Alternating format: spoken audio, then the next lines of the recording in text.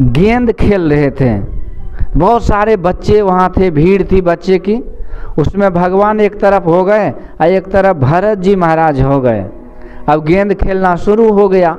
तो हम लोग जानते हैं कि गेंद में 11 आदमी एक तरफ रहते हैं, 11 आदमी एक तरफ रहते हैं, तब होता है ना फुटबॉल गेंद।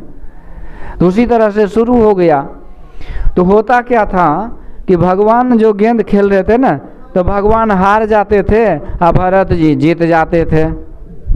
बार बार यही होता था। अब भगवान का जो चेला चटिया था वो नाराज हो गए। भगवान को कहते, सरकार आप कौन असली भगवान हो कि नकली? हम लोग को तो पता नहीं चलता, बार बार हार क्यों जाते हो? आपका जय जयकार कौन करेगा जब हारते रहोगे? तो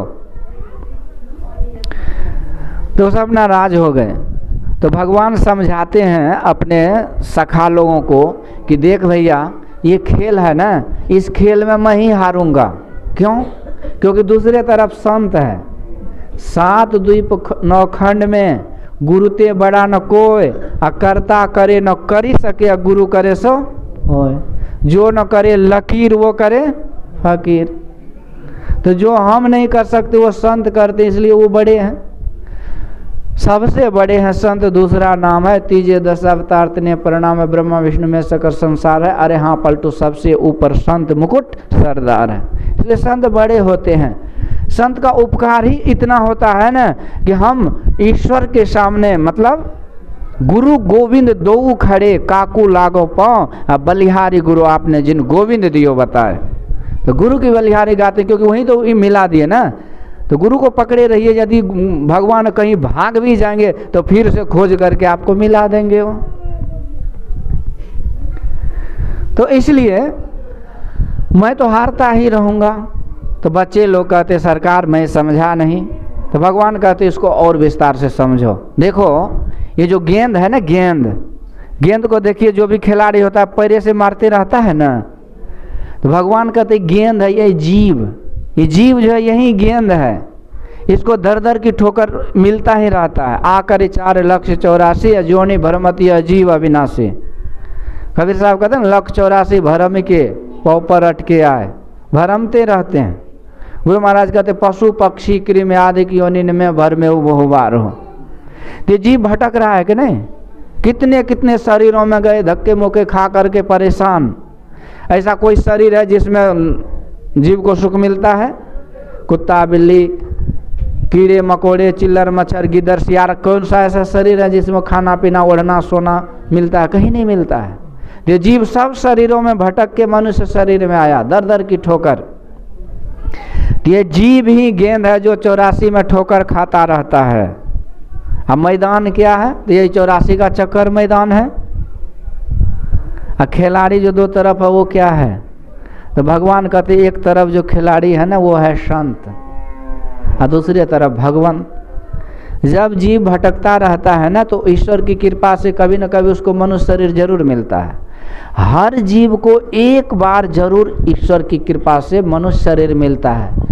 अब फिर जब चूक जाता था फिर 84 जाए, फिर तो मुश्किल है, फिर दोबारा कब मिलता है कहना मुश्किल है। तो जीव के ऊपर कृपा होती है तो मनुष्य शरीर मिलता है इसको।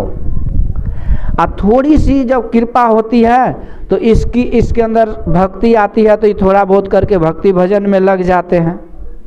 तो भगवान कहते हैं जीव को जब ठोकर खाते खाते मनुष्य शरीर में आता है, और जब मैं कुछ कृपा करता हूँ ना तो ये भक्ति भजन भी करने लग जाता है, यानी मेरे चरण को पकड़ लेता है, मेरे चरण के पास आ जाता है। अब मेरे चरण के पास आ गया तो देखिए जब जन्म होता है ना तो हम लोग जन्म से ही पूजा पाठ कर्म धर्म करते रहते हैं ना, तो यही है भगवान के चरण को पकड़ना। क्योंकि जब देश में जिस देश में जन्म लिए भक्ति प्रधान देश है, सब कोई न कोई कुछ न कुछ करते रहते हैं। इसमें जो कहते हैं ना भक्ति भजन नहीं करते हैं वो नमक हराम है। क्यों? क्योंकि ये ऋषि महर्षि संतों का ही देश है, ऋषियों की धरती प्रेम रस भरती। हम जिसके देश में जिसके घर में रह रहे हैं उसका जिसका खा रहे हैं हम उसका नाम नहीं लेते, नमक हराम हुए कि नहीं? इसलिए यहाँ स्वाभाविक रूप से हम पूजा पाठ करते हैं और करना भी चाहिए। तो जब पूजा करते हैं ना तो भगवान का चरण पकड़ लेते हैं, और जब भगवान कृपा करते हैं तो क्या करते हैं? तो जब द्रवहि दीन दयाल राघव साधु संगति पाइए, संतों का संग दे देते हैं। तो बिनु हरि कृपा मिला ही नहीं संता। ईश्वर की कृपा होती है तब जाके संत मिलता है। तो भगवान की जब पूजा पाठ करने लगते हैं तो भगवान की जब कृपा होती है तो भगवान सत्संग में भेज देते हैं, और तब हम सत्संग में जब आ जाते हैं तो सत्संग के माध्यम से जब हम संत के चरण में आ जाते हैं ना, तो भगवान कहते हो भरत जी संत के रूप हैं, संत के प्रतीक हैं। और जब भरत जी जैसे संत, रामायण में जगह जगह भरत जी को संत का उपाधि दिया गया है। जो न होत जग जन्म भरत को, सकल धर्म धुर धरणी धरत को। भरत का जन्म नहीं होता तो धर्म को की रक्षा कौन करते। एक जगह लिखे हैं भरत सरिस को राम शनेही, जग जप राम राम जप जेही।